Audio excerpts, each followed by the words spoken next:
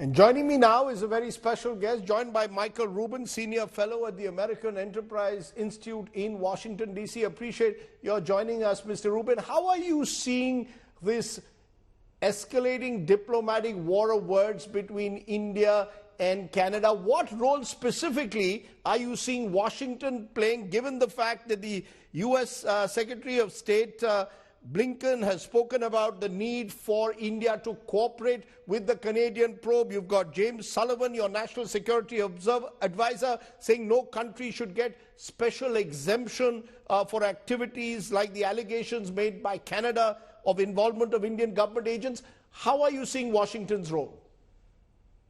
Frankly, I'm seeing the United States try to kick the can down the road. I'm not going to put as negative a light on Secretary of State Blinken's comments. Look, the investigation could just as easily be India sharing information with regard to what they know about Nizar's involvement in the assassination of Ruputaman Singh Malik and shedding light on some of the gang warfare knowledge they have with regard to intra-Sikh dynamics. You know, back in April, 17 Sikhs were arrested in Sacramento, California, largely for their gang activity as well. It's a problem which India knows more about. Canada's playing catch up. The barometer you really need to look at in the United States is not what Tony Blinken says or Jake Sullivan says, but rather the rhetoric that's coming out of Congress. And I don't see Congress turning on India at this point. In fact, Khalistani activists have been trying to get Congress to turn, have been trying to target Hindu politicians of both parties, and it's happened without success. As long as Congress holds firm, I don't think India has anything to worry about. So you don't see the United States being pushed into a position where they are being asked to choose between a treaty ally and an indispensable strategic partner? Well, of course, both sides are trying to push the United States in that direction, but the United States isn't foolish enough to fall into that trap. And remember, while this is front and center between India and Canada right now, the United States has other problems with Canada. There's still a great deal of bitterness with Justin Trudeau with regard to the border closures during COVID, especially with regard to some of our large border cities like Detroit, Michigan, for example. At the same time, within intelligence and defense circles, there's been a great deal of frustration with Canada for not being serious, which is why Canada isn't being asked to be a part of the AUK-US partnership, which has been developing in the region. Canada simply isn't holding its water in a number of issues. This is simply the latest straw. But there is also the fact that Canada and the United States are part of the Five Eyes intelligence that includes UK, Australia, New Zealand as well. And there's a sense it's the Americans who may well have shared signal intelligence, possibly as is being suggested, with the Canadians. Do you believe that the Americans could have shared intelligence with the Canadians that eventually led Justin Trudeau to go public? Well, there's two different issues there. Did the Americans share intelligence? Yes. After the fact, to provide context. The fact that they didn't do so before the fact suggests there was no smoking gun, that it caught the American intelligence community by surprise, just like it caught Canadian police by surprise. If Canada keeps up its antics, suggesting that the United States has a smoking gun when it doesn't, pretty soon we're not going to be talking about the Five Eyes. We're going to be talking about the Four Eyes, because Canada can't continue to betray and politicize intelligence the way it is now. So you think that Washington will get tough with Canada if Trudeau crosses a red line? Am I correct?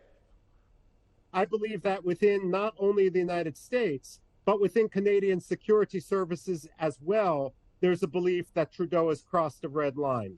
You don't hint that intelligence is, to the extent it is, if you're not willing to share it. Now, in briefings inside Canada, the Premier of British Columbia, the province in which this happened, said basically what he got was an unclassified briefing that could have been assembled by Google. That doesn't suggest that there's a lot of there.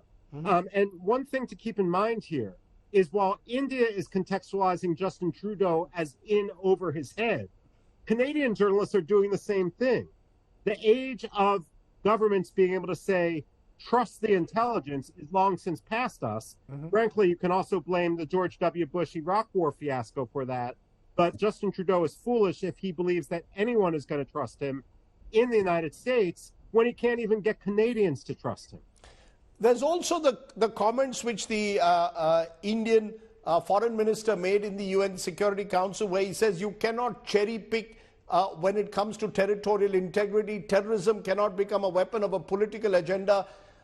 Some way sending out signals that India will not tolerate Western hypocrisy, double standards, that the Canadians have for much too long been far too soft on those who advocate Khalistani separatism and possibly violence. Do you believe those comments will hit home? I believe they already have had resonance. Look, the problem in Canada was not simply the murder of Hardeep Singh and who may or may not have been behind it. This has been a problem ongoing for years. Under Justin Trudeau, and frankly, under Justin Trudeau's father, it's been addressed with utmost cynicism inside Canada. Now, if we put Canada aside, the attacks on the San Francisco consulate in the United States have also been a wake-up call on this. The fact of the matter is the Khalistani extremists are abusing the magnanimity of the Western system, and that has got to stop. At the same time, if there's any silver lining to this issue, it's the fact that no longer in Washington, no longer in Ottawa, are people going to ignore the Khalistani issue.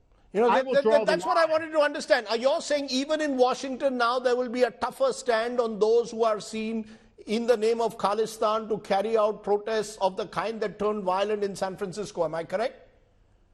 Traditionally, there has been a double standard. We haven't taken it seriously. We haven't understood that what the militants and extremists are saying here has absolutely no resonance in Punjab or India more broadly. This is something which is people are rapidly getting an education on. I would say the difference is the United States is willing to learn. Justin Trudeau is simply trying to save his neck. So the big picture at the end of the day, you believe the events of the last 10 days have been a wake-up call for the Western world, particularly for Canada, to some extent for the United States, and you believe that Justin Trudeau has no option in a way but to pull back. He cannot be seen to be saber-rattling on sensitive intelligence issues. What if he turns around and says that we have hard information tomorrow and puts that out in the public domain? Will that change opinion if there is hard evidence put out of a so-called Indian hand? Well, first of all, it's time for Justin Trudeau to put up or shut up. If he had the evidence, it should be presented. And if there is a hidden hand behind this murder, it also raises the question about who Hardeep Singh was and why Canada was protecting him. You know, the people who are looking at Hardeep's background have already come forward with a lot of information. Pictures of Hardeep Singh Nijar with AK-47s, which are illegal in Canada. Is this man really a plumber? What did Canada know, and why were they giving him exceptions to Canadian law at every single opportunity? I see an intelligence failure on part in parallel with what we saw before 9/11, where the FBI in the United States was ignoring Saudis coming, learning at flight schools how to take off, but having no interest in landing. After the fact, we're seeing a lot of dots that should have been put together by the intelligence services. That's what Canada should be focusing on, how they let this man into the system and why for so long they turned a blind eye to his terrorism. Mr. Rubin, you've given us a very tough response, and you've in a sense put across what you believe is a growing anger over double standards, even within a section of the Washington establishment when it comes to dealing with terror. I appreciate you joining me and speaking your mind. Thank you very much. Thank you.